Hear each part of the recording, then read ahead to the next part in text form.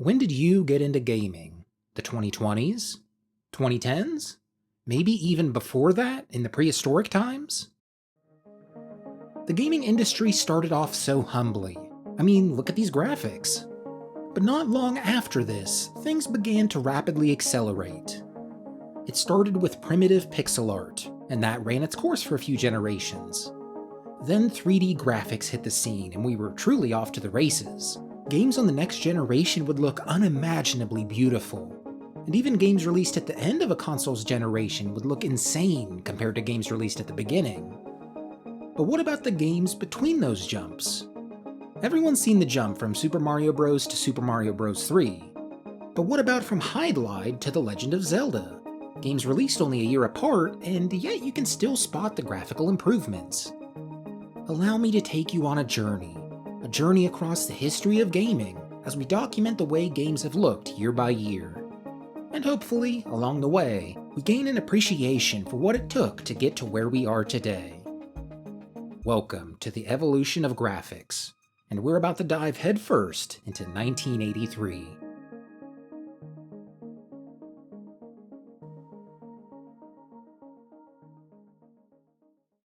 You know what the people of 1983 would have appreciated? Manta Sleep. Thanks to them for sponsoring this video. People back then would have loved to have access to these delightful sleep masks.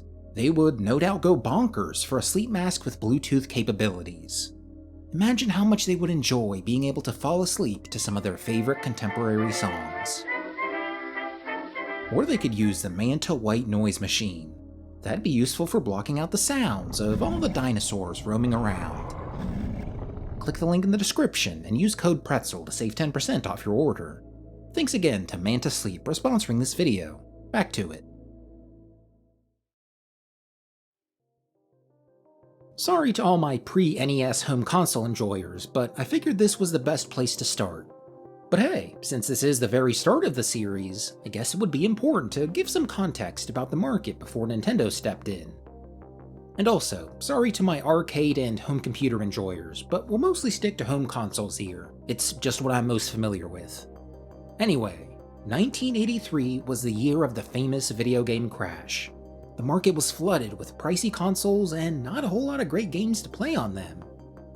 The biggest competitor at this period was Atari with their 2600. It launched in 1977 with games like Combat and Video Olympics. And yeah, you can see what things were like back then. Though it should be noted, this is definitely improvement over the very first generation of home consoles like Magnavox's Odyssey. Graphics on that console were the most basic thing possible.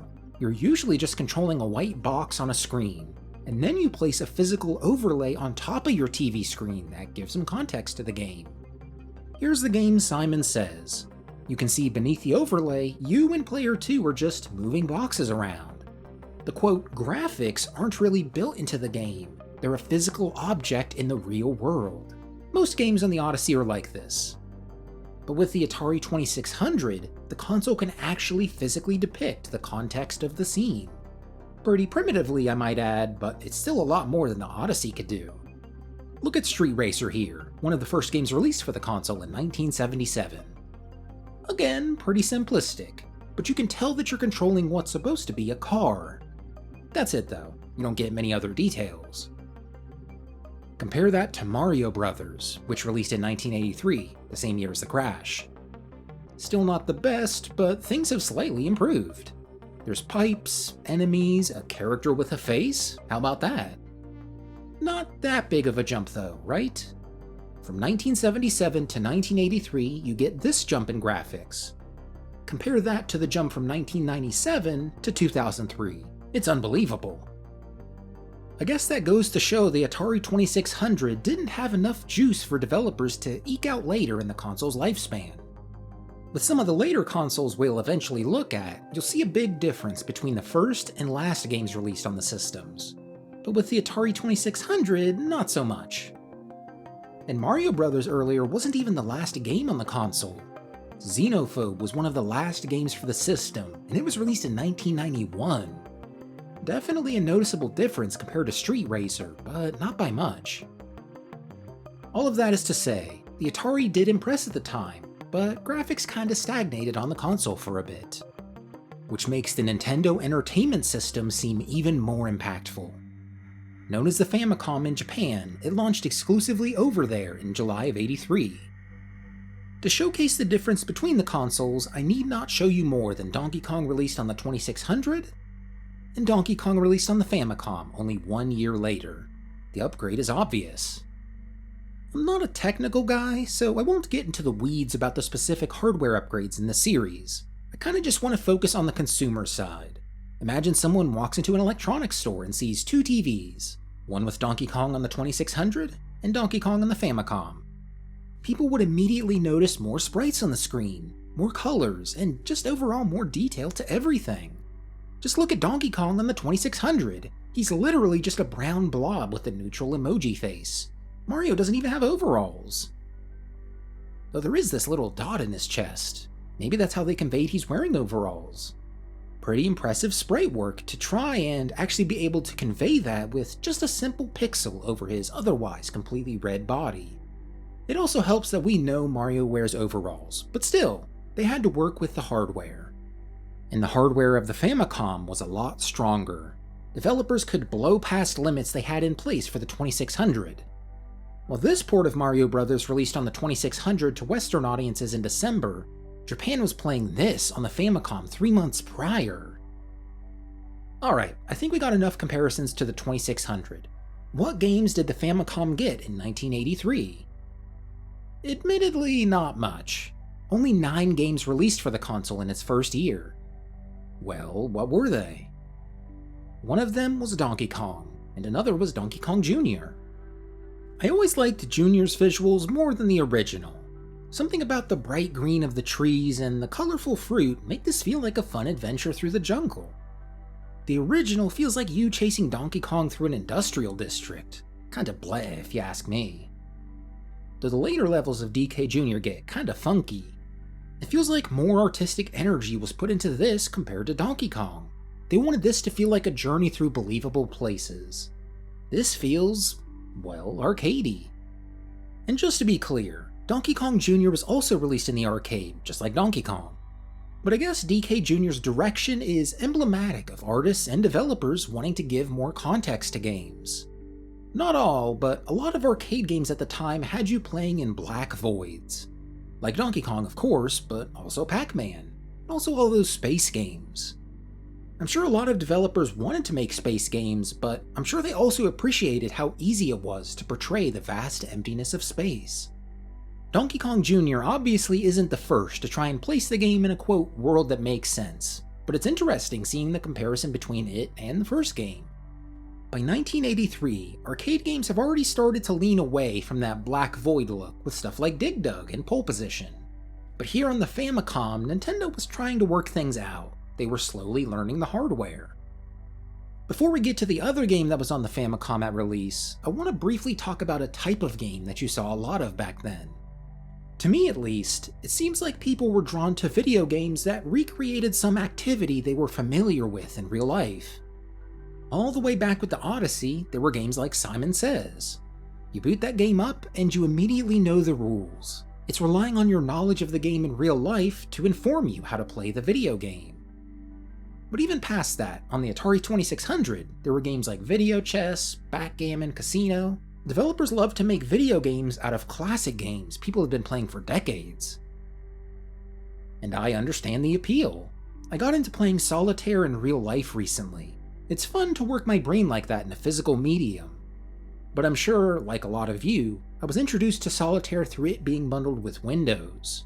And while I appreciate the tactility of playing solitaire at a table with an actual deck of cards, I can't deny the quality of life improvements when you're playing on a computer. Better shuffling, all the cards line up perfectly, and best of all to me, no cleanup. Cleanup isn't that bad with solitaire, but with some other games it can get annoying. Like Go.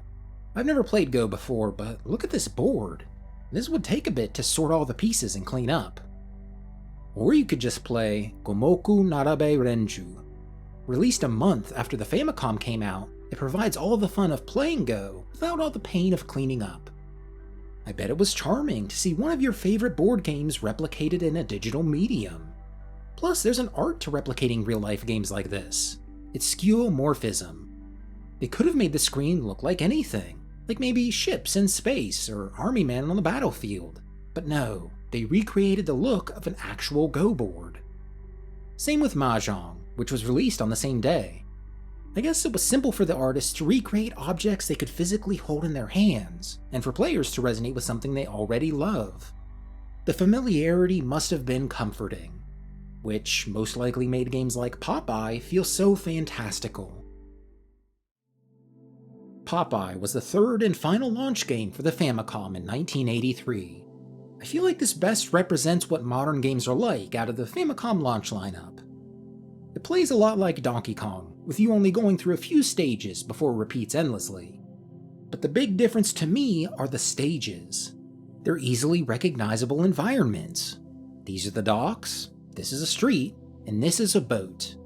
These are levels, distinct stages with unique aesthetics. The stages in Donkey Kong always felt so bland to me because they all used the same tile set. But in Popeye, things change. You can see unique objects in Stage 3 that you don't see in Stages 1 or 2. Having levels that look different from each other make the playthrough feel more like a journey. You're seeing new objects and scenes you haven't before. Though it does still feel like a classic arcade game. With no real ending, and the only reason to play being to chase a high score, Popeye doesn't do much to establish itself as something that couldn't be done in an arcade. But the visuals here give a hint of things to come. In retrospect, this is one of the early games on the console that shows what video games will become. You'll eventually be traveling through vast worlds, fighting your nemesis, saving your love interest, and completing a long and fulfilling journey. Popeye isn't that, but it's a taste of things to come. Let me know what you think of this format down below. Maybe you want to see more? Maybe you never want to see it again? Maybe you just want to see some parts of it more? Let me know down below.